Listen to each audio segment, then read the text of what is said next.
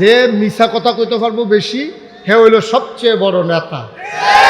না শুধু ঠিক না তো, আপনারা তো আবার সাইজ করলো বইয়ে বইয়ে হার প্রশংসাও করে বা আমদার যে এমপি বেড়া একটা কয় কিতা করছে এবার আনতেও পারে খাইতেও পারে মনে হয় যেন তার বাহির দিনের আর কি। হ্যাঁ ঠিক কিনা কও? মুসলমানের নেতা হওয়ার কথা ছিল পরহেজগার আল্লাহওয়ালা, আর সেই জায়গা হয়ে গেছে সিটার আর বাটপা। তা আমরা কেমনে সুখ পাবো কন, আমরা শান্তি পাবো কেমনে কন? আল্লাহ বইলা এখনো আমাদেরকে বাঁচাই রাখছে, ঠিক কিনা কন? আমার দেশের মন্ত্রী এমপি এই জানাজার নামাজ আর ঈদের নামাজ এই দুইটার মাঝেও পার্থক্য করতে শিখে নাই, ঠিক কিনা কন? দেখবেন যে 5 ওয়াক্ত নামাজ পড়লে পড়বে না পড়লে নাই, জানাজার ভিতরে দেখবেন নেতা এসে হাজির। এটা হলো একটা ভোটের মাধ্যম। মনে করে যে জানাজায় গেলে তাইলে তার আত্মীয় স্বজন তখন মনটা দুর্বল আছে, তো পরে কইতে পারবো আমি তো আপনার ফুতের জানাজা তো গেছি, তোমার বাপের জানাজা তো আমি গেছি, তো আমি এখন নির্বাচন করতে আসি, তোমরা একটা দায়িত্ব আছে না। এই বুদ্ধি কইরা হেরা দেখবেন 5 ওয়াক্ত নামাজের খবর নাই, জানাজার ভিতরে সবার চাইতে আগে এসে হাজির। এবার আপনারা চাঁদপুর দক্ষিণ, এই চাঁদপুরের মানুষ অধিকাংশ হইল পরহেজগার মানুষ। আমাদের এলাকায় বাড়ির সামনে এমনভাবে বাউন্ডারি করা নেই, কিন্তু আমি নানার বাড়িতে যখন আসতাম তখন দেখতাম যে একেবারে সুপারি গাছের বাইল দিয়ে হইল, নারিকেল গাছের ডালা দিয়ে হইল, আপনার কোনো মতে পুরান টিন দিয়ে হইল, তার একটা বাউন্ডারি দেয় যেন মহিলাদেরকে দেখা না যায়। কিন্তু আপনার পর্দার ব্যবস্থা আছে বাংলাদেশে এই দক্ষিণ অঞ্চলে, কিন্তু ওইদিকে চাঁদপুর, নোয়াখালী, লক্ষ্মীপুর এই এলাকাগুলোতে, কুমিল্লা, ব্রাহ্মণবাড়িয়া, বরিশাল এগুলোর সাথে তো বেশি, এই অন্তত এই এলাকায় পর্দার ব্যবস্থা ভালো। বরিশালের কথা তো তারা তো লঞ্চে আইতে যাইতে কেড়ায় কার লোকে ঘুমাই রইছে খবরও নাই। দেখা গেছে যে এই রাইতের বেলা লঞ্চের ডেকের ভিতরে যার যেমনি ঘুমাইতেছে, কার মাথা কার ফাও কি একটা কারবার যাইতে আছে। এই হিসাবে চাঁদপুরের তারাও কিছু অংশ পাইছেন আপনারা, যারা ওই লঞ্চে যাতায়াত করে আর কি। এই লঞ্চে যাতায়াতের কারণে পর্দা পুশিদার সাংঘাতিক ব্যাঘাত ঘটে আমার দৃষ্টিতে। কারণ ডেকের ভিতরে যখন পুরুষ মহিলা সারা রাত তো আর জেগে থাকা যায় না, এই কারবারটা হয়ে যায় যে এই খলত মলত হয়ে যায়, পুরুষ মহিলা ভেদাভেদ আর দেখা যায় না। কিন্তু এই চাঁদপুরের মানুষ, নোয়াখালী লক্ষ্মীপুরের মানুষ আলেম প্রিয়, এবং এখানে আলেমও বেশি, ইসলাম প্রিয়। কিন্তু আপনি আফসুস খেয়াল করে দেখবেন ঈদের নামাজ কারে কয়, জানাজার নামাজ কারে কয় বুঝে না। ওই যে জানাজা পড়বো যে নেতায় 5 ওয়াক্ত নামাজ পড়লে পড়বো না পড়লে নাই, এলাকাত মানুষ মারা গেছে, এলাকার এজেন্ট ফোন দিছে, স্থানীয় যে নেতা ফোন দিয়ে কয় ওই যে অমুকে তো মারা গেছে, যে বুটের বাক্স লইয়ে দৌড় দিছিল আপনার লেগিয়া, এতে তো মারা গেছে। কোথায় না কি কয় কত তো যাও না লাগে, যেহেতু তো বাক্স লইয়ে দৌড় দিছে তো সাংঘাতিক মান্যত করছে, যে ফইটা ফাও ভাঙছিল হেতে নি কয় হাতে। এখন এইবার রওনা দিছে ঢাকার থেকে আসতে গিয়া তারা হুড়ার লাগিয়া ওই যে আপনার দাউদকান্দির দিক দিয়া নতুন যে একটা রাস্তা হয়েছে ওইটা দিয়া রওনা দিছে। আইসা সিরাজসর, হ্যাঁ ওই দিক দিয়ে আসার সময় সে জ্যামে পড়ে গেছে। এখন জানাজা হইল বাদ জুহর, সে এখনো মতলব আইসা বুঝতে পারে নাই, এদিক দিয়ে জুহরের নামাজ হয়ে গেছে। কর্মীর এদিক দিয়ে ধমকাইতে আছে তাড়াতাড়ি আইয়া। এখন হ্যাঁ তাড়াতাড়ি করে রওনা দিয়ে আইসা যখন বাবুরহাট আসছে তখন কয় যে জানাজা কিন্তু দিয়ালাইতে আছি, কয় বাবুরহাট আইসা পড়ছি সামান্য একটু, এই কর্মীরা গিয়া সেটা হুন্ডা লইয়া দাঁড়াই রয়েছে, আইন এবার দাঁড় করাই দিছে। এবার আপনাদের বিবেকের কাছে আমার প্রশ্ন, যেই লোকটা উড়ালের উপরে আইতে আছে হে মাঝে গাড়িটা দাঁড় করাইয়া 10 মিনিটের লেগে জুহরের নামাজ পড়ছে? কথা কন, যেটা বুঝে ধরে এটাই কন পড়ছে? তার কি অজু আছে? তার তো এরকম সাংঘাতিক বিপদের ভিতরে দিয়াতে কোনো মতে আইয়া সেরা জানাজায় খাড়াইছে, মাইক দিছে, কথা কইছে, আল্লাহু আকবার, জানাজার দাঁড়াই গেছে। আর জানাজার ভিতরে আল্লাহু আকবার আছে কয়বার? কথা কানা দেখি কয়বার? 4 বারের ভিতরে প্রথমবার হাত নাভির নিচে বাঁধা, এরপরে বাকি 3 বার হাত আর উঠানো নাই, এটা হলো জানাজা। তো এই লোক মনে করছে জানাজার ভিতরে যেহেতু রুকু নাই, সাজদা নাই, আর এটা যেহেতু আল্লাহু আকবার ইমাম সাহেব বারবার কয়, হ্যাঁ যতবার আল্লাহু আকবার কইছে অতবার আতালগি দিচ্ছে। এখন আতালগি দিছে, পরে লগে দিয়ে এক মুরব্বী ছিল, সেই লোকের আগে মুহ কিছু কথা আটকাইতো, এখন দাঁত ফোড়ার কারণে আর কথা আটকায় না। যে যেটা উচিত কথাই না কইয়েই নাই, সে সাফা দিয়েও রাখতে পারে না, মুখ এখন ডিল হয়ে গেছে গা। হ্যাঁ হ্যাঁ বলতেছে, ও আপনি কি জীবনে জানাজার নামাজ পড়ছেন না? কয় কি হয়েছে? আপনি বারবার আপনি আতালকি দিতে আছেন, কি শুরু করছেন আপনি? ধ্যান না নমুনা কি করে সবাই কেন করতেছে? তো হ্যাঁ খুব লজ্জা পাইছে, মনে মনে কয়ার লেগে তো আইতাম চাই না। তারপরে সপ্তাহখানেক পরে হইল ঈদ। সপ্তাহখানেক পরে কি ঈদের নামাজের ভিতরে বেশতি তাকবীর আছে 6টা। কয়টা? এটার ভিতরে কি আল্লাহু আকবার করলে দৈরা রাহন নালগি দেওয়া? যতই ইমাম সাহেব আল্লাহু আকবার করতে আরো সিফা দিয়া ধরে। জানাজা শেষ হয়েছে পরে কপাল খারাপ তো ওই বুড়া বেড়া লগে দিয়া পড়ছে আবার। ঈদের নামাজের পরে হেবাটা কয় কিও আপনি কি ঈদের নামাজও ইচ্ছেন না? কয় কি সমস্যা কি? কারণ যদি সবাই আতালগি দিয়েছে আপনি দৈরা রাখছেন, কথাটাই কইয়েন না। জানাজা তাইয়া আলগি দিয়ে যেই বিপদও পড়ছি না, সেই দিনে নিয়ত করছি কেডা আতালগি দেয় নামাজের ভিতরে দেখা যাইব। এই হইল বাংলাদেশের নেতা, ঠিক কিনা বলো? আফসোস কি জানেন, এই দেশটার ভিতরে 92% জন লোক মুসলমান। তো যেই দেশে 92% জন লোক মুসলমান, এই দেশের মেম্বার, এই দেশের চেয়ারম্যান, এই দেশের উপজেলা চেয়ারম্যান, এই দেশের এমপি, এই দেশের মন্ত্রী, এই দেশের প্রধানমন্ত্রী, এই দেশের রাষ্ট্রপতি হওয়ার কথা ছিল। অন্তত আলেম না হোক কিন্তু দ্বীনের এলম আছে এমন লোক হওয়ার দরকার ছিল, ঠিক কিনা?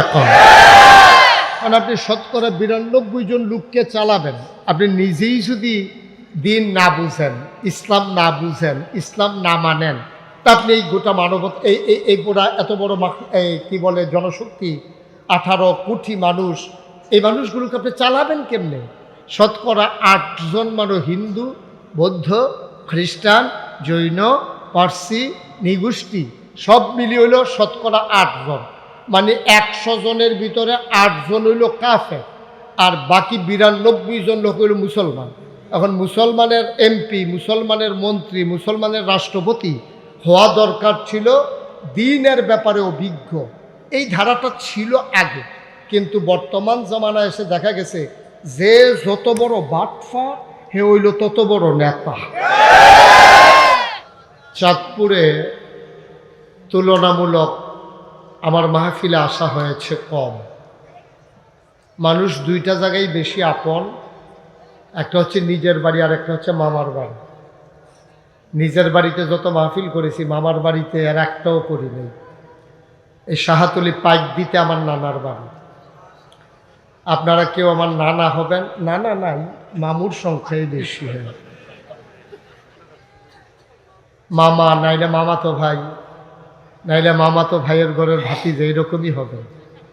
হুজুর যেই মাদ্রাসার প্রিন্সিপাল, এই মাদ্রাসা থেকে আমার আব্বা লেখাপড়া করেছেন এই শাহাতলিতে।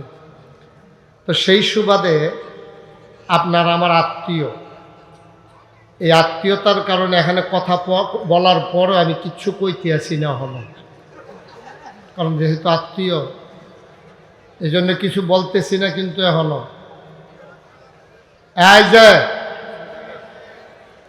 একবারে চুপ, আপনি এখানে দায়িত্ব পালন করা লাগবে না। আপনি দায়িত্ব পালন করতে গিয়ে 10 টাকা খাইছেন বেশি। বেড়া দিছে খেত বাসাইরা হলে এখন বেড়ায় খেত খাওয়ান শুরু করছে। আপনি আওয়াজ করেন কেন? ইশারা ইঙ্গিতে কাজ করেন। পুরা এই জায়গাটাকে বাজার বানাই ফেলছেন আপনারা কয়েকজন ভলান্টিয়ার মিলে। করছেন কি আপনারা? যারা মোবাইলগুলো ধরে রেখেছেন দয়া করে মোবাইলগুলো বন্ধ করেন। আমি এক কথা 2 বার বলি না, দ্বিতীয়বারের সময় ধমক দিই। বন্ধ করেন সবার মোবাইল। একটা মোবাইল যেন ধরে না রাখা হয়। আপনারটা মোবাইল না, না এভাবে না রেকর্ড হয়, না শোনা হয়, আপনি আর অন্যের ক্ষতির কারণ হচ্ছেন। আপনি নিজের ক্ষতির করতেছেন। আপনি তো ওয়াজ শুনতে পারতেছেন না, এটা বন্ধ করে পকেটে ঢুকান। মনোযোগের সাথে সবাই কথা শুনতে হবে ইনশাআল্লাহ। পিন পতন নিস্তব্ধতার মাঝে খরগোশের মতো কান খাড়া করে মাছের মতো নিষ্পলক নয়নে আমরা কথা শুনবো ইনশাআল্লাহ। ওয়া তৌফিকি আল্লাহ যেন কবুল করে, সবাই পড়ে আমিন। বন্ধুগণ, লম্বা সময় কথা বলবো না, যেহেতু আমার পরে আরো 2 জন বক্তা আছেন, আমার পরে আরো 2 জন কথা বলবেন। তা আমি যদি লম্বা সময় নেই, ওনাদের জন্য ক্ষতির কারণ হবে, আপনাদেরকেও নির্ঘুম রাত কাটাতে হবে। আমি চেষ্টা করব কম সময়ের ভিতরে কিছু কথা বলার জন্যে, যেগুলো আমার জন্য দরকার এবং আপনাদের জন্য দরকার। আল্লাহ যেন কবুল করে, সবাই পড়েন আমিন। বন্ধুগণ, আল্লাহ তাবারক ওয়া তাআলা এই দুনিয়ার ভিতরে মানুষ বানানোর পরে মানুষকে একটা জীবন বিধান সংবিধান দিয়েছেন। ইতিমধ্যে আমাদের জেলা আমির তিনি অত্যন্ত সুন্দর করে বলেছেন যে মানুষ চলবে কি, কোন পথে, খাবে কি, করবে কি, যাবে কোথায়, সব কিছু যিনি জানেন তিনি কে? যেহেতু আল্লাহ মানুষকে তৈরি করেছেন, আল্লাহ জানেন মানুষ কোন পথে গেলে জান্নাত, কোন পথে গেলে জাহান্নাম, কোন পথে গেলে লাভ আর কোন পথে গেলে লোকসান, কোন পথে ভালো, কোন পথে মন্দ, কোন পথে কল্যাণ, কোন পথে অকল্যাণ, কোন পথে শিরক বিদআত, কোন পথে তাওহীদ রিসালাত, কোন পথে কুফর আর কোন পথে ইসলাম জানানোর জন্য আল্লাহ তাবারক ওয়া তাআলা মানুষকে অনেকগুলো মাধ্যম দিয়েছেন। এর ভিতরে অন্যতম মাধ্যম হলো মানুষের আকল, বোঝ, বিবেচনা, ভালো মন্দ বোঝার ক্ষমতা, যেটাকে শরীয়তের ভাষায় বলা হয় ফিতরাত। মানে জন্মগতভাবেই তার একটা জ্ঞানের আধার আল্লাহ তার বিবেককে দান করেছেন। আপনি এমন জায়গায় আছেন যেখানে দুনিয়ার কোনো মানুষ নাই, আপনি একা, গভীর জঙ্গলের মাঝে আপনি দাঁড়িয়ে আছেন। এখন ক্যাবলা কোনটা আপনি জানেন না, তখন আপনার বিবেক যেই দিকে সায় দেয় সেই দিকেই আপনাকে ক্যাবলামুখী হয়ে নামাজ পড়া লাগবে। আপনি মনে করবেন ওইটাই আপনার ক্যাবলা। এটা ভুল হোক আর শুদ্ধ হোক, যেহেতু জিজ্ঞেস করার কেউ নাই, তা আপনি যাবেন কই? আপনি আন্দাজ করে আপনার বিবেক যেখানে সায় দেয় ওটাকেই ক্যাবলা বানিয়ে, অর্থাৎ ওই মুখী হয়ে আপনি আপনার ইবাদত বন্দেগী করবেন। বন্ধুগণ, এই মানুষগুলো যেন জান্নাতে যেতে পারে, এজন্য আল্লাহ তাবারক ওয়া তাআলা মহামূল্যবান যে কিতাব দিয়েছেন তার নাম হচ্ছে কোরআনুল কারীম। এই কোরআনুল কারীম দিয়েছেন আল্লাহ মানুষের জীবন বিধান সংবিধান হিসাবে। এই কোরআনের ভিতরে 114টা সূরা আছে। এই কোরআনের ভিতরে 6666 আয়াত আছে। এই কোরআনের ভিতরে 500 আয়াত আছে আলাদা করে, এগুলাকে বলা হয় আহকামুল কোরআন। অর্থাৎ করো, কইরো না, খাও, খাইও না, যাও, যাইও না, ধরো, ধরো না, এইরকম হুকুম আছে 500। কয়শো? আপনি বলবেন না কয়শো? উনি একবার টাস্কি লেগে গেছে কেন? সবাই মিলে আমরা কথা বলবো। মঞ্চে যারা আছেন তারাও কথা কইেন ইনশাআল্লাহ। কারণ আমি অনেক জায়গাত মাহফিলে যখন দেখছি যে মঞ্চের তারা কথা কয় না, তো নিচের থেকে কইন্য উঠাইয়া না কইন্ডারে নামাইয়া দিই। এখন দেখবেন সবাই কইব। এখন এই নামনের ডরে কোয়ার সম্ভাবনা আছে। সবাই কোন আমিন। এই যে কইলাম না, এখন দেখবেন কইব। কি আওয়াজটা হইতে আছে? বলেন মারহাবা। এটাকে বন্ধ করেন। আপনি চালাইতে হলে যেভাবে আছে এইভাবে, ডিস্টার্ব করা যাবে না। এটাকে ধরতে গেলে বন্ধ করে দিতে হবে। পড়েন আলহামদুলিল্লাহ। তাইলে কয়শো আয়াত আছে হুকুমের আয়াত? আল্লাহ যখন বললেন কুলু লা ইলাহা ইল্লাল্লাহ, তোমরা পড়ো লা ইলাহা ইল্লাল্লাহ। আমরা সবাই পড়েন লা ইলাহা ইল্লাল্লাহ মুহাম্মাদুর রাসূলুল্লাহ। এটা পড়ার পরে এখন আমাদের কি দায়িত্ব, কাজটা কি আমাদের? নবীর নাম শুনলে আমরা কি পড়ব? দুই একবার না 12 বার, দুই একদিন না প্রতিদিন, দুই এক সপ্তাহ না প্রতি সপ্তাহ, দুই এক মাস না 12 মাস, দুই এক বছর না সারা জীবন আমরা পড়ব সাল্লাল্লাহু আলাইহি ওয়াসাল্লাম। মুসলমান মন দিয়ে শুনো, যখন আমরা কলমা পড়ে ঈমান আনলাম, আপনারে যদি কেউ জিজ্ঞেস করে আপনি কি ঈমানদার, আপনি বলতে পারবেন না যে ইনশাআল্লাহ ইমানদার, আপনাকে বলতে হবে অবশ্যই ইমানদার। বলেন সুবহানাল্লাহ। ইমানদারের ব্যাপারে কোনো আপোষ নেই, আমরা সবাই ইমানদার। আমল ভেরি করে, আমল কারো কম হয় কারো বেশি হয়। কেউ 5 ওয়াক্ত পড়ে, কেউ 4 ওয়াক্ত পড়ে, কেউ পড়ে না, কেউ ঈদের নামাজ পড়ে, কেউ জুমার নামাজ পড়ে, এরকম ভাগ ভাগ আছে। আফসোস কি জানেন, এই দেশটার ভিতরে শতকরা 92 জন লোক মুসলমান। তো যেই দেশে শতকরা 92 জন লোক মুসলমান, এই দেশের মেম্বার, এই দেশের চেয়ারম্যান, এই দেশের উপজেলা চেয়ারম্যান, এই দেশের এমপি, এই দেশের মন্ত্রী, এই দেশের প্রধানমন্ত্রী, এই দেশের রাষ্ট্রপতি হওয়ার কথা ছিল। অন্তত আলেম না হোক, কিন্তু দ্বীনের ইলম আছে এমন লোক হওয়ার দরকার ছিল, ঠিক কিনা কম? কারণ আপনি শতকরা 92 জন লোককে চালাবেন, আপনি নিজেই যদি দিন না বুঝেন, ইসলাম না বুঝেন, ইসলাম না মানেন, তা আপনি এই গোটা মানবতা এই পুরা এত বড় কি বলে জনশক্তি 18 কোটি মানুষ, এই মানুষগুলোকে আপনি চালাবেন কেমনে? শতকরা 8 জন মানুষ হিন্দু, বৌদ্ধ, খ্রিস্টান, জৈন, পার্সি, নিগোষ্ঠী সব মিলিয়ে হইল শতকরা 8 জন। মানে 100 জনের ভিতরে 8 জন হইল কাফের, আর বাকি 92 জন লোক হইল মুসলমান। এখন মুসলমানের এমপি, মুসলমানের মন্ত্রী, মুসলমানের রাষ্ট্রপতি হওয়া দরকার ছিল দ্বীনের ব্যাপারে অভিজ্ঞ। এই ধারাটা ছিল আগে, কিন্তু বর্তমান জামানায় এসে দেখা গেছে যে যত বড় বাটফার হে হইল তত বড় নেতা, যে মিছা কথা কইতে পারবো বেশি হে হইল সবচেয়ে বড় নেতা। না শুধু ঠিক না তো, আপনারা তো আবার সাইস্টলো বইয়ে বইয়ে প্রশংসাও করে, বা আমদার যে এমপি বেড়া একটা কই কিতা করছে, এবার আনতেও পারে খাইতেও পারে, মনে হয় যেন তার বাহির দিনের আর কি। হ্যাঁ ঠিক কিনা কও? মুসলমানের নেতা হওয়ার কথা ছিল পরহেজগার আল্লাহওয়ালা, আর সেই জায়গা হয়ে গেছে সিটার আর বাটপা। তা আমরা কেমনে সুখ পাবো কন, আমরা শান্তি পাবো কেমনে কন? আল্লাহ বইলা এখনো আমাদেরকে বাঁচাই রাখছে, ঠিক কিনা কন?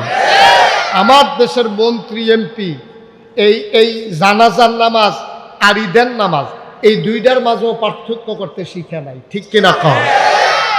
দেখবেন যে 5 ওয়াক্ত নামাজ পড়লে পড়বে, না পড়লে নাই।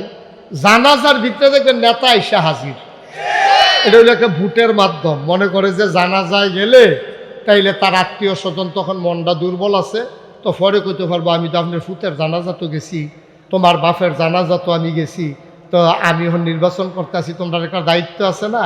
এই বুদ্ধি কইরা হেরা দেখবেন 5 ওয়াক্ত নামাজের খবর নাই, জানাজার ভিতরে সবার চাইতে আগে এসে হাজির।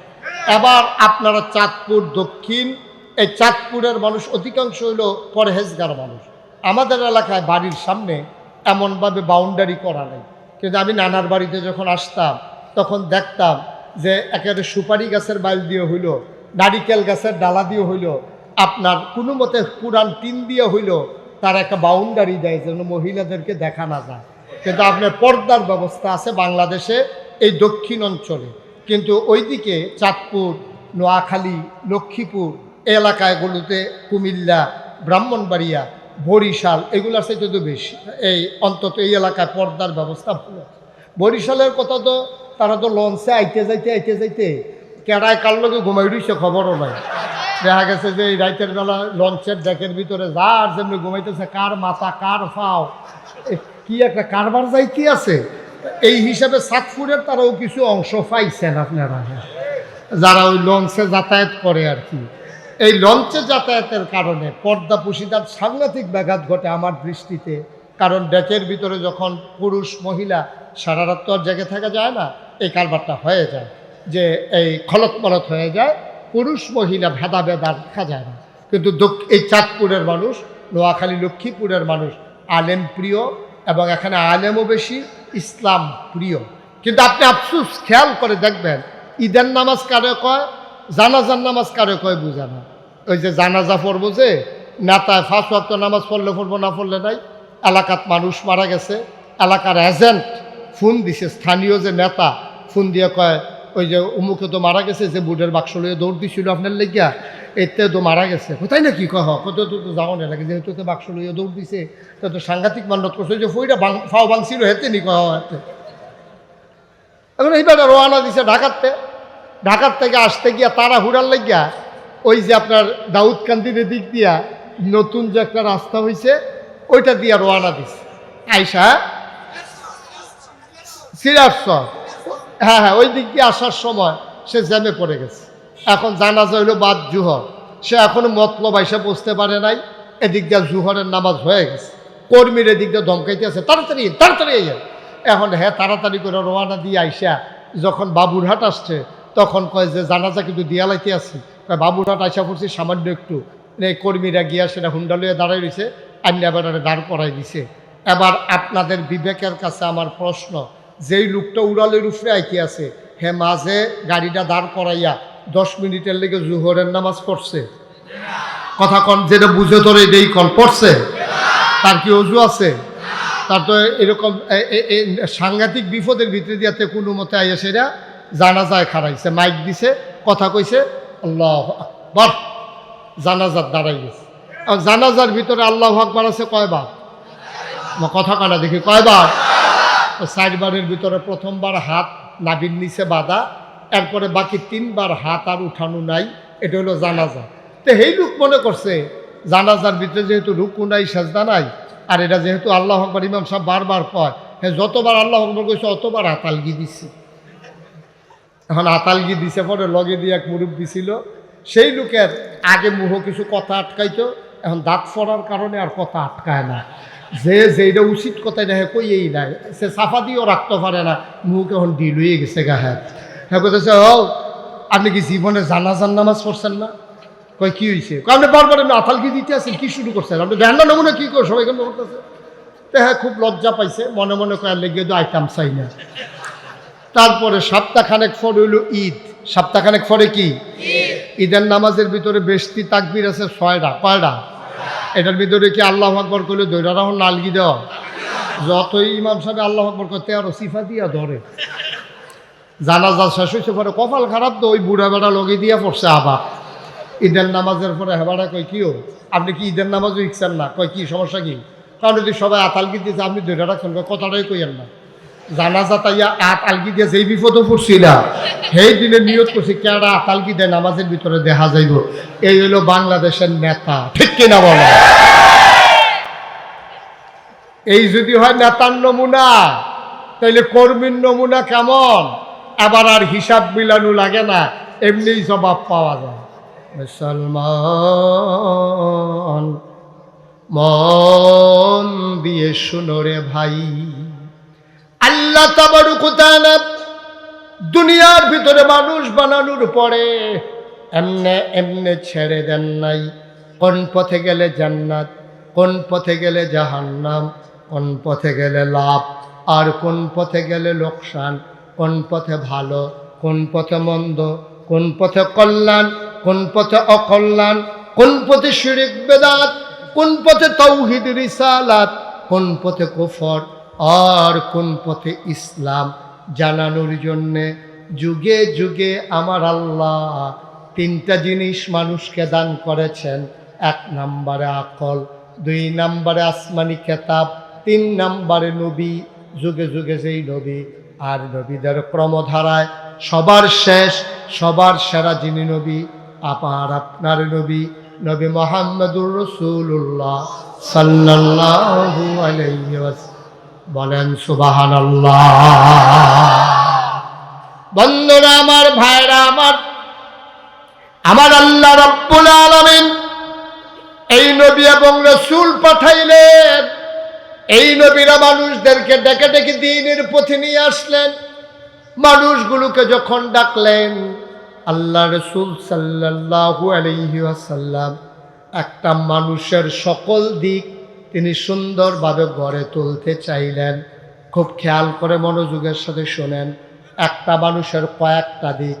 1 নম্বরে ব্যক্তি জীবন, 2 নম্বরে পারিবারিক জীবন, 3 নম্বরে সামাজিক জীবন, 4 নম্বরে অর্থনৈতিক জীবন, 5 নম্বরে রাজনৈতিক জীবন, 6 নম্বরে ইন্টারন্যাশনাল রিলেশন। সেটা হলো মানুষের সাথে মানুষের সম্পর্ক, আন্তর্জাতিক পর্যায়ে মানুষের যে সম্পর্ক, এটা হলো ইন্টারন্যাশনাল রিলেশন। বলেন সুবহানাল্লাহ। তাহলে 1 নম্বরে ব্যক্তি জীবন। এখন ব্যক্তি জীবনে ইসলাম আছে নাকি নাই? কথা কন, জুড়ে কইেন একটু। ছেলে, ছেলে বসো। দোকানটা খুললে সরছি না, কয় বাহি দেন। ওয়াজটা শুরু করছি না, হাতে উঠালেছি কি রে, তাই মনে করছে অন্য হুজুর। সিফা দিয়া বইয়া থাও, তুমি নমুনা দেখতেছো না কি যাইতে আছে? হ্যালো,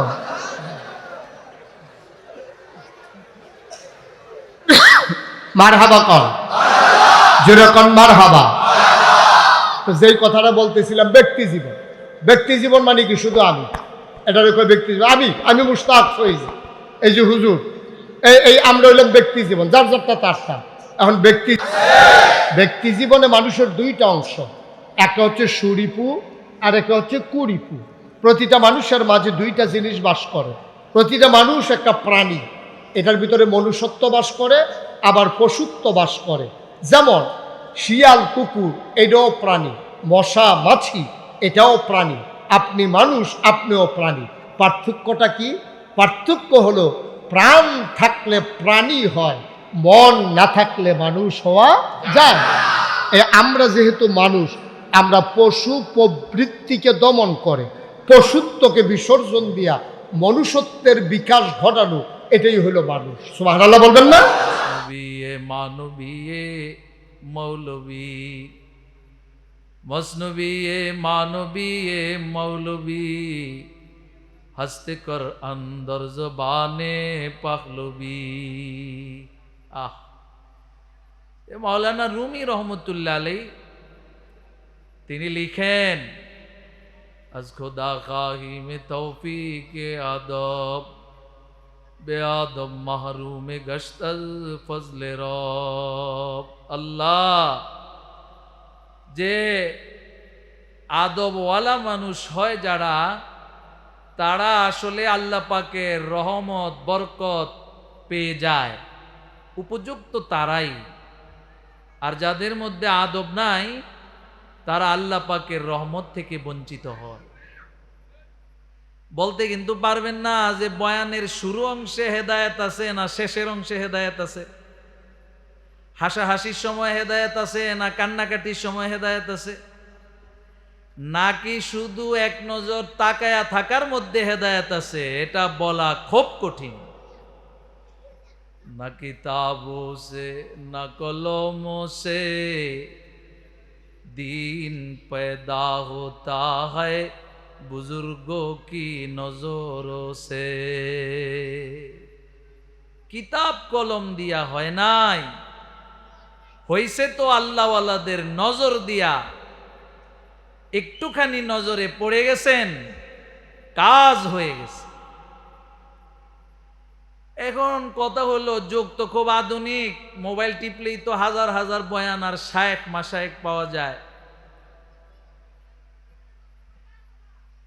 নজরে হয়ে যায়, দোয়ায় হয়ে যায়। কোরআন সুন্নাহ এরকম কিছু আছে কিনা? অভাব না এরকম কথা। কত লাগবে আপনি? একজন ব্যক্তি সম্পর্কে একটু শোনেন,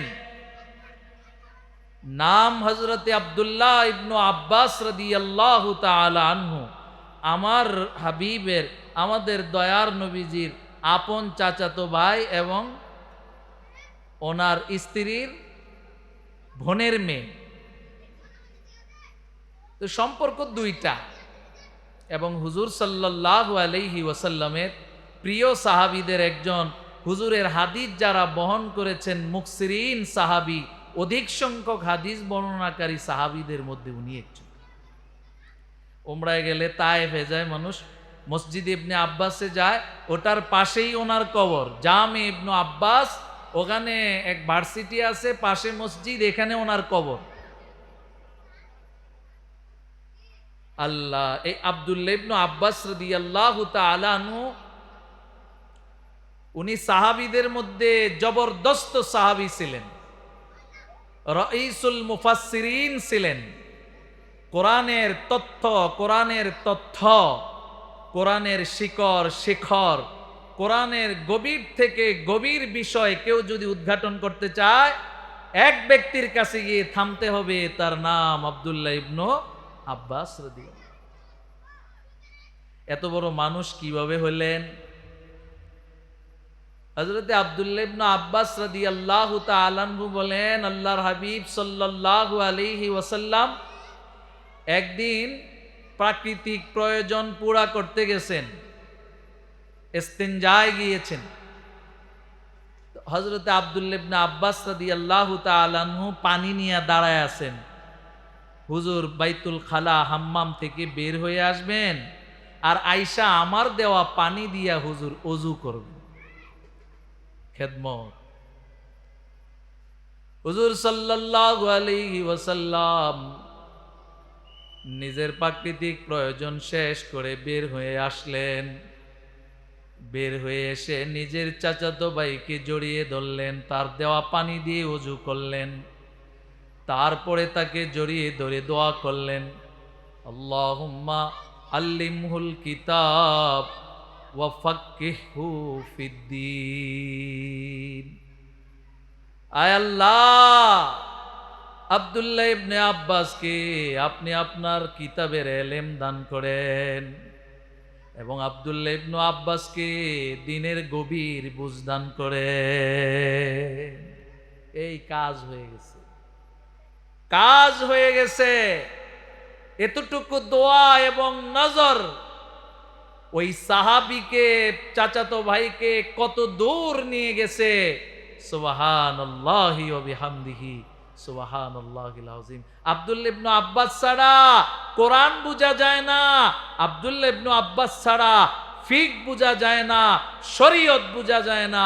শরীয়ত যদি কেউ বুঝতে চায়, কোরআনকে কেউ যদি বুঝতে চায়, কোরআনের হাকিকত কেউ যদি বুঝতে চায়, আব্দুল্লাহ ইবনে আব্বাস রাদিয়াল্লাহু তাআলা আনহুকে বুঝতে হবে। আমার রাসূলের সাহাবী কি দিয়া এতদূর পর্যন্ত আসলেন? নজর দিয়ে আসছেন, দোয়া দিয়ে আসছেন। সুবহান। না কিতাবো সে না কলমো সে हो पैदा, दिन पैदा होता है बुजुर्गों की नजरों से।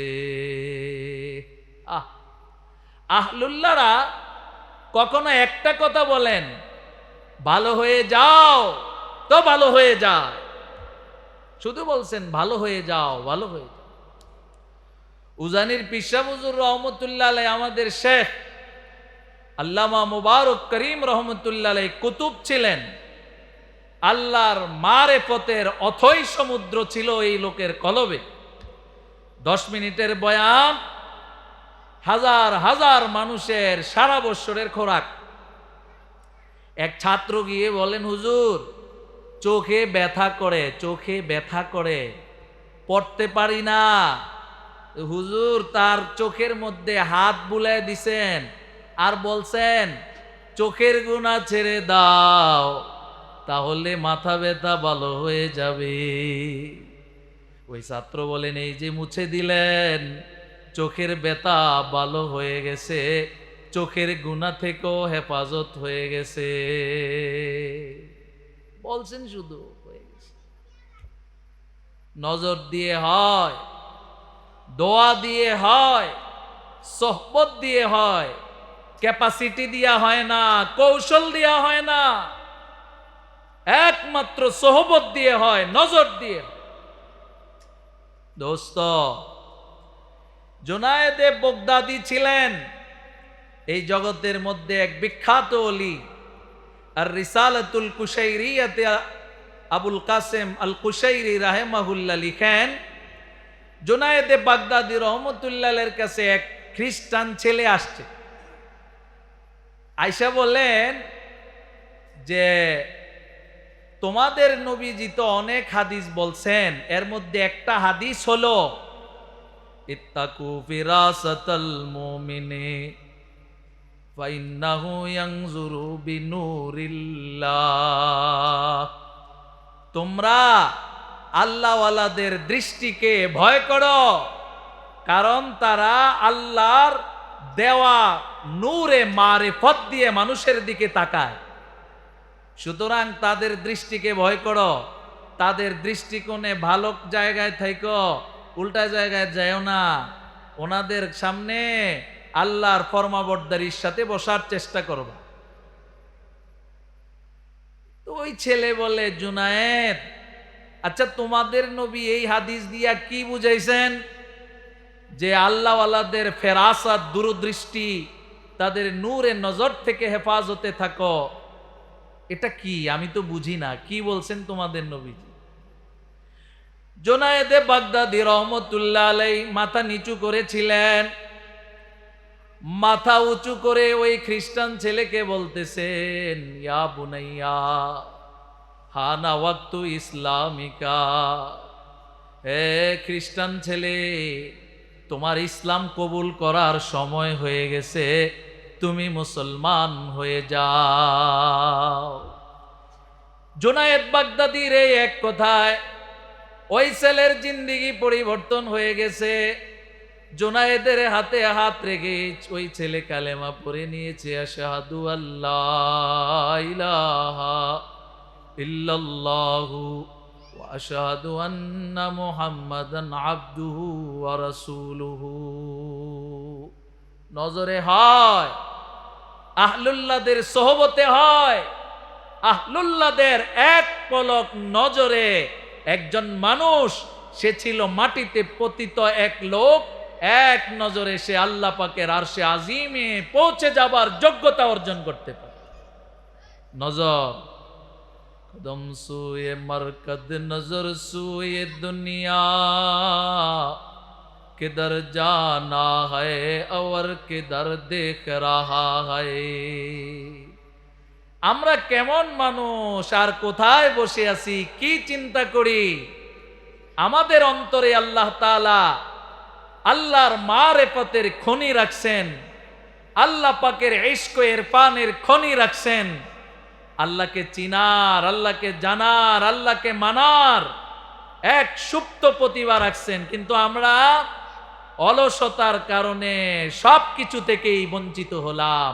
খেয়াল না থাকার কারণে, শুধু আদব না থাকার কারণে, আল্লাহ পর্যন্ত পৌঁছার একটা দৃপ্ত শপথ না থাকার কারণে, ভিতরে জ্বলন পোড়ন না থাকার কারণে পিছায়া রইলাম। हकीकत में वही कामिल, शिकस्ता दिल जैसी हासिल, बहु तालिब खुदा मिलता, शिकस्ता दिल नहीं मिलता, बहु तालिब खुदा मिलता, शिकस्ता दिल नहीं मिलता। अल्लाह दोस्तों, জগতে অনেক মানুষ আছে চেষ্টা সাধনা করতেছে, আবার কিছু মানুষ একটা অন্তর পেয়ে গেছে, যে অন্তরের মধ্যে হায় আফসোস আছে। আল্লাহ পাকের জন্যে সামান্য পরিমাণ বেদনা আছে, সময় নষ্ট করে এক সময় তার অন্তরে আফসোস হয়, আমি সময়টা নষ্ট করলাম, এই সময়টাতে তো আল্লাহর জিকির করতে পারতাম, আমি এই সময়টা মোবাইলে দিলাম, এই সময়টা তো একটু কোরআন শরীফ পড়তে পারতাম, কি করলাম আমি। আল্লাহর আরেফরা বলেন, এই হালাতটা যেই মানুষের অন্তরে তৈরি হয়ে গেছে, এই মানুষটা প্রকৃতপক্ষে আল্লাহ পাকের নিকটে যেতে পারবে। কামেল সেই কামেল যে আল্লাহর জন্য আফসোস করার মতন একটা হৃদয় পাইছে, যে হৃদয়টা সব সময় মাওলার তত্ত্ব আগুনে জ্বলতেছে, সব সময় মাওলার জ্বলনে জ্বলতেছে, মাওলার আগুনে জ্বলতেছে। এরকম একটা দিল পাওয়া এটা সৌভাগ্য। ইদা সাররাতকা হাসানাতুকা ওয়া সাআতকা সাইয়্যাতুকা ফাআনতা মুমিন। তোমাকে যদি তোমার গুনাহ পেরেশান করে আর তোমাকে যদি তোমার নেক আনন্দিত করে, তাহলে বুঝবা তুমি ঈমানদার।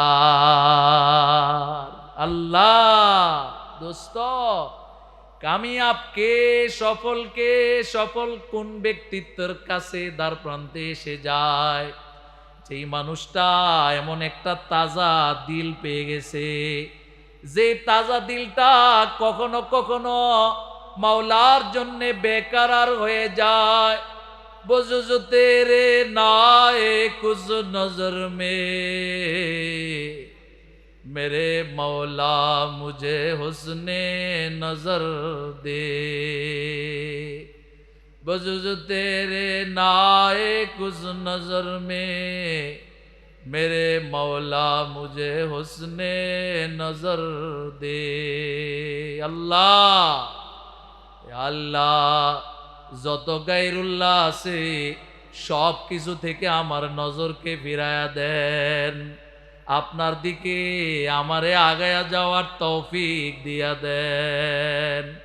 আর ওই আগায়া যাওয়ার এক একটা সিঁড়ি, লা ইলাহা ইল্লাল্লাহ, লা ইলাহা ইল্লাল্লাহ, লা ইলাহা ইল্লাল্লাহ, লা ইলাহা ইল্লাল্লাহ, মুহাম্মাদুর রাসূলুল্লাহ সাল্লাল্লাহু তাআলা আলাইহি ওয়াসাল্লাম।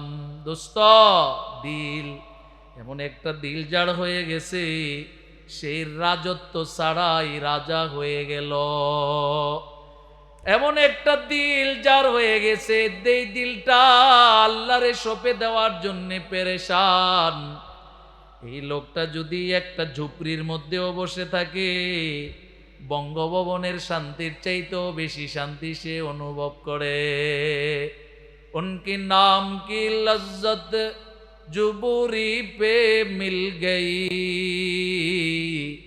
उनकी नाम की लज्जत जुबूरी पे मिल गई, हमको सल्तनत तख्तों से बेजार हो गई। খাজা আজিজুল হাসান মাজুব রহমতুল্লাহ আলাইহি বলেন, এই নাম, যেই নামের উপরে আমরা ফেদা হয়ে যাই, আল্লাহু আল্লাহ, আল্লাহু আল্লাহ, আল্লাহু আল্লাহ, আল্লাহু আল্লাহ, আল্লাহু আল্লাহ, আল্লাহু আল্লাহ। খাজা আজিজুল হাসান মাজুব রহমতুল্লাহ আলাইহি বলেন, এই নামের ভিতরে এমন মজা রাখা আছে, যখন আমি এই নাম আমার মুখে নিতে থাকি,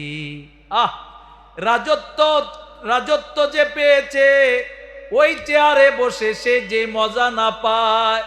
আল্লাহু আল্লাহ, আল্লাহু আল্লাহ, এই জিকিরের মধ্যে আমি তার চাইতে অনেক বেশি মজা পেয়ে থাকি।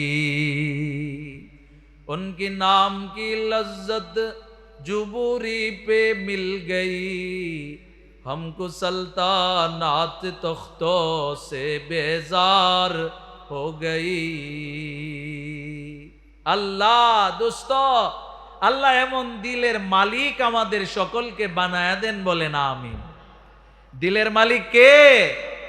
জোরে বলেন, দিলের মালিক কে? এখন হিসাবের মধ্যে আসেন, একটু অঙ্ক করি। ছোটকালে অঙ্ক করছেন না? যারা পড়াশোনা করেছে তারাও অঙ্ক করেছে, যারা ফেরি করেছে তারাও অঙ্ক করেছে, যারা ব্যবসা করে তারাও অঙ্ক করে। মাহফিলে বসে একটু অঙ্ক করেন। দিলের মালিক আল্লাহ, দুনিয়ার মালিক আল্লাহ, আখিরাতের মালিক আল্লাহ, চন্দ্র সূর্যের মালিক আল্লাহ, সন্তান দিয়েছেন তাদের মালিক আল্লাহ, পিতামাতার থেকে আমি জন্মেছি তাদের মালিক আল্লাহ।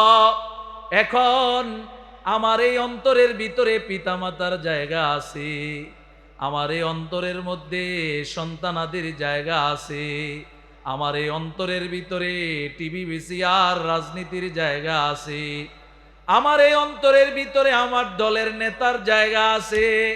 সবার জায়গা জিতে দিতে একজনের জন্য জায়গা নাই, তিনি হলেন আমার আল্লাহ।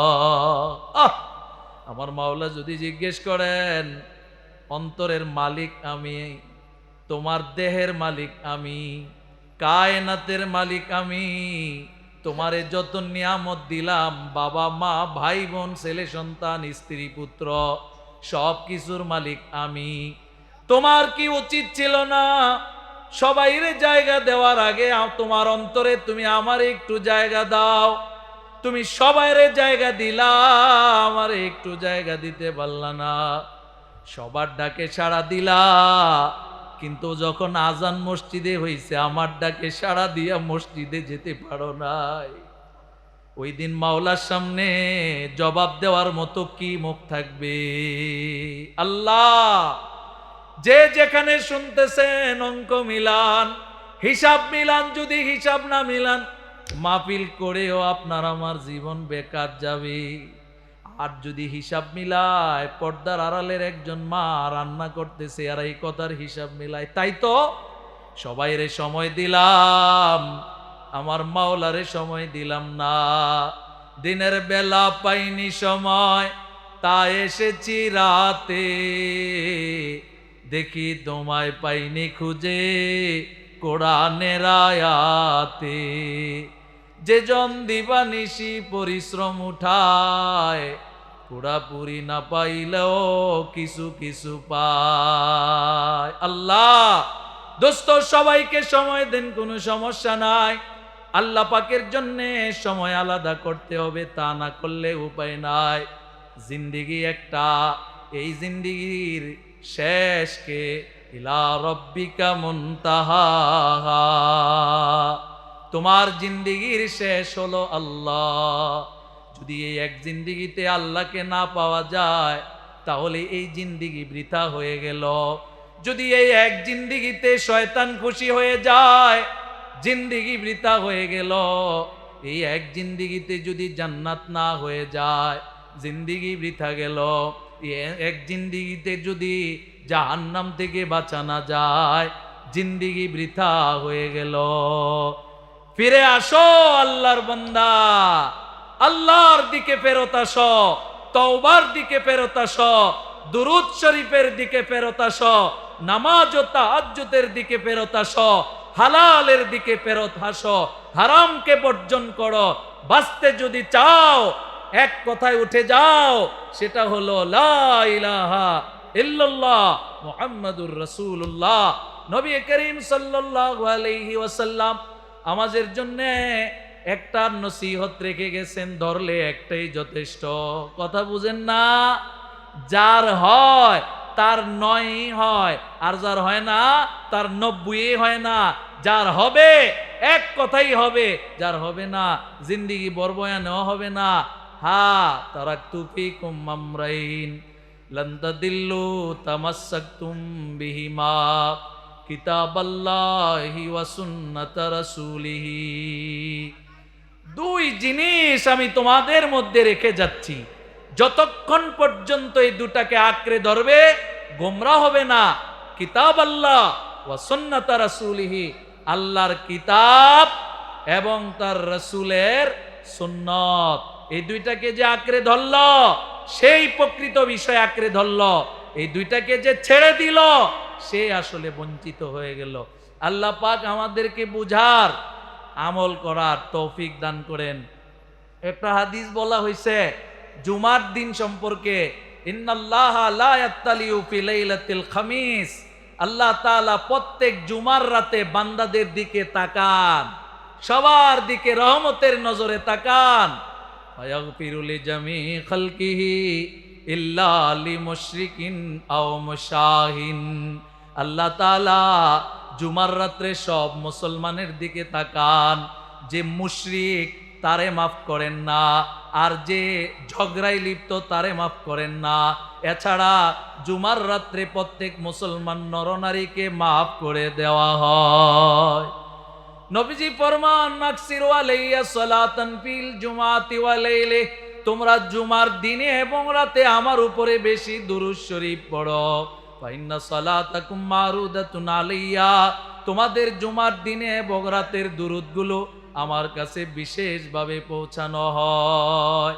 জুমার দিন আফদালু মিন ঈদুল ফিত্রি ওয়া ঈদুল আযহা, ঈদুল আযহা ঈদুল ফিতরের চাইতে অনেক মূল্যবান দিন। আগে ঢুকলো মসজিদে একটা ওট কোরবানির সওয়াব, তারপরে গরু কোরবানির সওয়াব, এভাবে সওয়াব, সব সওয়াবের বিবরণ আছে। ছোট্ট করে বলা হলো জুমার দিন এবং রাত আলাদা বৈশিষ্ট্যমণ্ডিত এক দিন ও রাত। আমরা এই দিন এই রাতের মূল্যায়ন করি। আল্লাহ পাক আমাদের সবাইকে বুঝার এবং আমল করার তৌফিক দান করেন। আমিন। ওয়া আখিরু দাওয়ানা আনিল হামদুলিল্লাহি রাব্বিল আলামিন।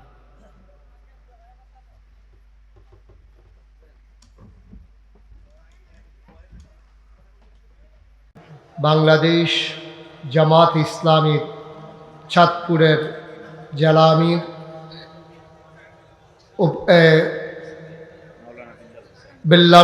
মাওলানা বিল্লাল হুসাইন সাহেব এবং পৌরসভার আমির এবং অন্যান্য পর্যায়ের নেতৃবৃন্দ, উপস্থিত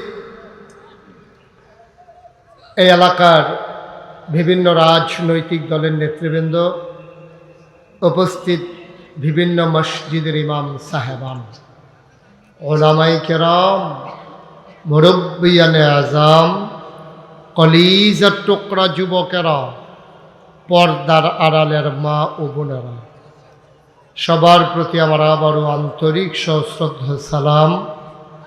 আসসালামু আলাইকুম ওয়া রাহমাতুল্লাহি ওয়া বারাকাতুহু। أنفسنا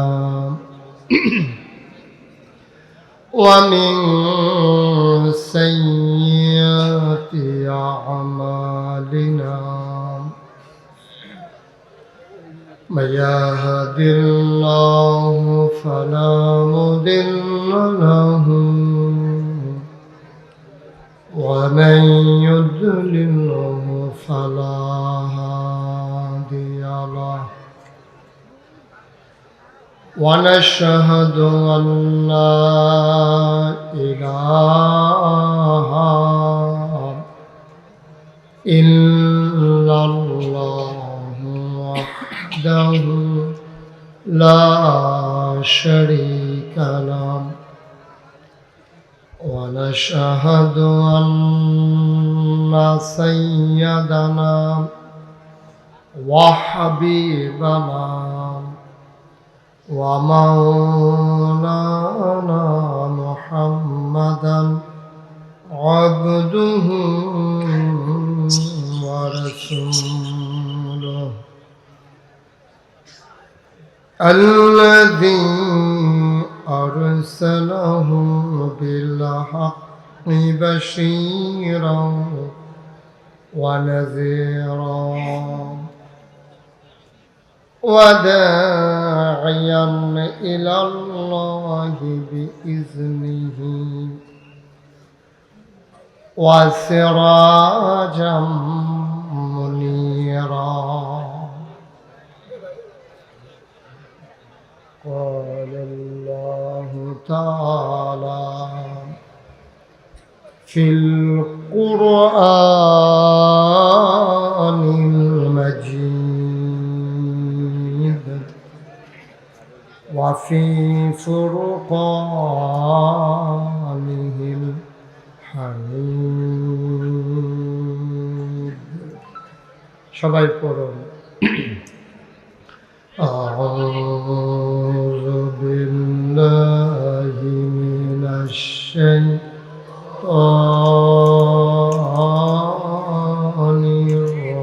الرجيم. بسم الله الرحمن الرحيم. إن الله وملائكته يصلون على النبي يا أيها الذين الذين آمنوا صلوا عليه وسلموا تسليما اللهم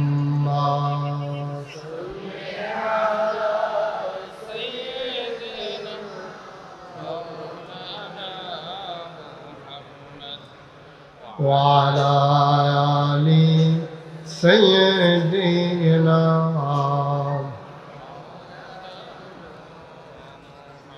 জোরে সুরে মহাব্বতের সাথে গলা ছেড়ে দিয়ে পড়ুন আল্লাহুম্মা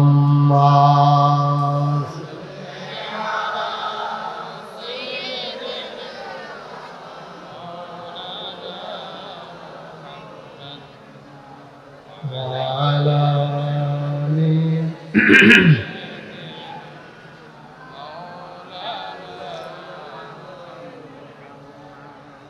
आशिक हुइया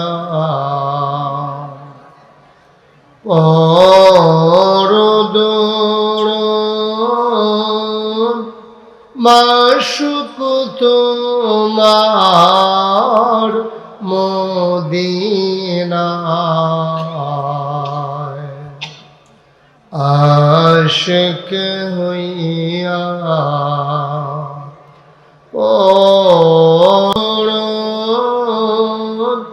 মাশুক তোমার মদিনায় আশিক যদি হইতে পারো আশিক যদি হইতে পারো যাইবা সোনার মদিনায় আল্লাহুম্মা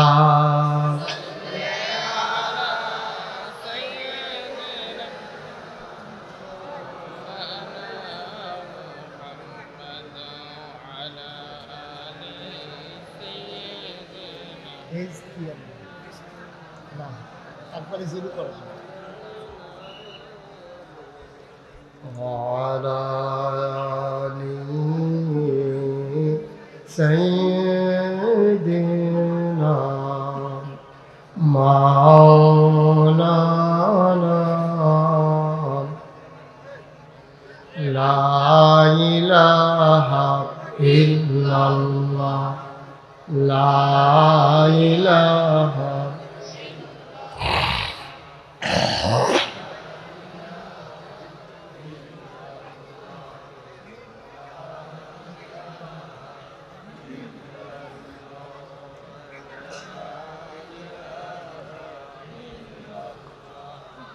لا إله لا إله لا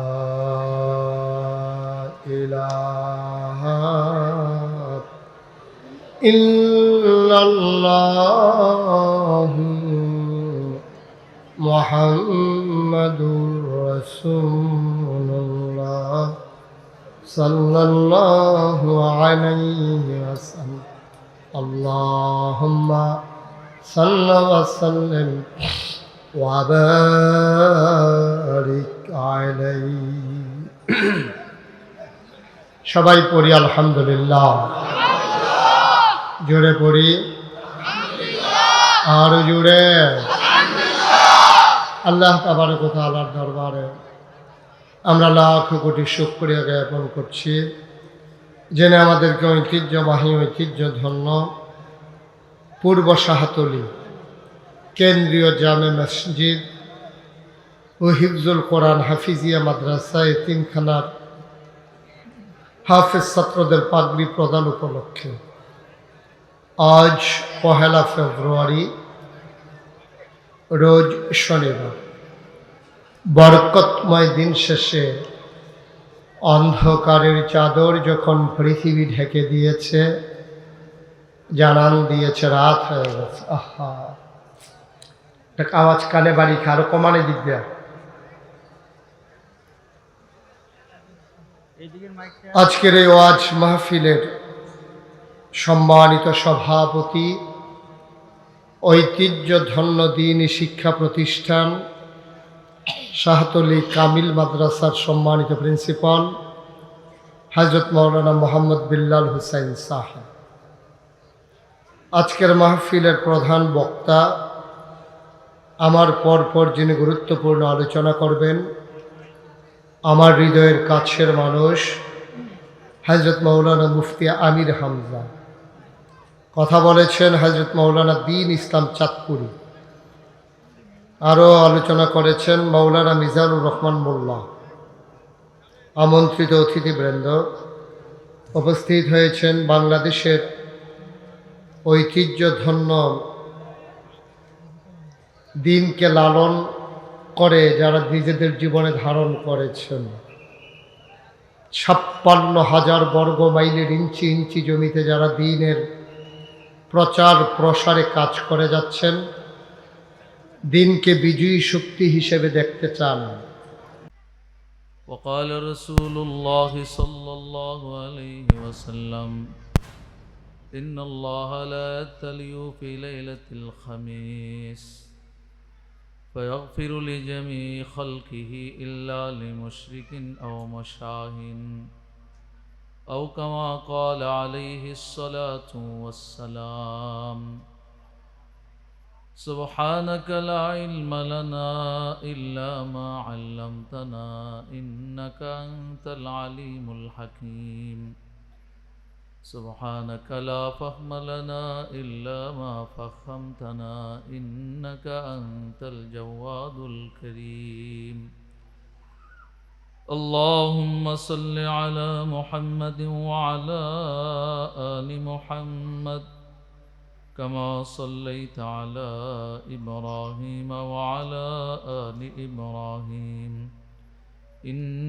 إنك حميد مجيد اللهم بارك على محمد وعلى آل محمد كما باركت على إبراهيم وعلى آل إبراهيم إنك حميد مجيد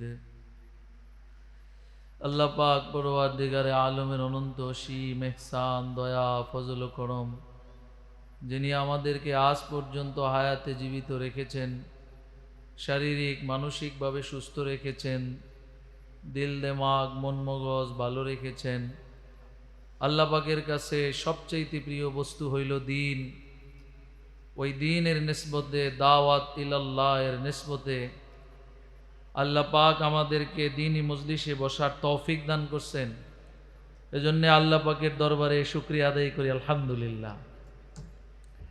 ভাই, আমি কিন্তু ভিডিও করি না, ছবিও তুলি না। আমার ভিডিও করেন না, অন্যদেরগুলা করেন। এটাকে আমরা হারাম মনে করি। কোরআন ও সুন্নাহ এখনো হারামই আছে। আজকাল ধর্মের নামে আমরা যা করি এগুলো এক সময় থাকবে না, ছিল না। সবাই মিলে আবার পুরান জগতে চলে যাবে, চলে যেতে বাধ্য হবে। ইমামে মালিক রহমতুল্লাহ আলাইহি বলছেন, লাইয়াসলুহা আখিরা হাদিহিল উম্মাহ ইল্লা সালুহা বিমা আউয়ালুহা। এই উম্মতের শেষ ভাগের সংশোধন ওখানেই রয়েছে, প্রথম ভাগের সংশোধন যেখানে রয়েছে। সুতরাং সাহাবায়ে কেরামের সংশোধন, সাহাবায়ে কেরামের মর্যাদা, ইজ্জত, সম্মান, শরফ ও মাকামিহিম যেই জায়গাতে, আমাদের এই শেষ অংশের মর্যাদাও সেই জায়গাতে। এজন্যে আমরা পুরাতনে বিশ্বাসী এবং পুরাতনটাকেই আমরা ধরে রাখতে চাই, আঁকড়ে ধরতে চাই। দ্বীনকে দ্বীনের মতোই ধরে রাখতে চাই। সম্মানিত উপস্থিতি, দ্বীনের মজলিসের একটা গুরুত্বপূর্ণ আদব হলো যে কথা বলে তার কাছে বসা এবং তার সামনে বসার চেষ্টা করা। জনম কি জনম বয়ান শুনলাম, আদবের প্রতি খেয়াল করলাম না। এরকম বয়ান শুনে কি লাভ হবে যদি বাস্তবেই আমার ভিতরে আদব না আসে? মাওলানা রুমি রহমতুল্লাহ আলাইহি, যিনি জগৎ বিখ্যাত আলিম ছিলেন এবং জগৎ বিখ্যাত মুসলেহ হযরত শামসুত তিবরিজি রহমতুল্লাহ আলাইহির সোহবতে গিয়ে যিনি তার অন্তরকে আলোকিত করে সারা পৃথিবীতে আলোকিত মানুষ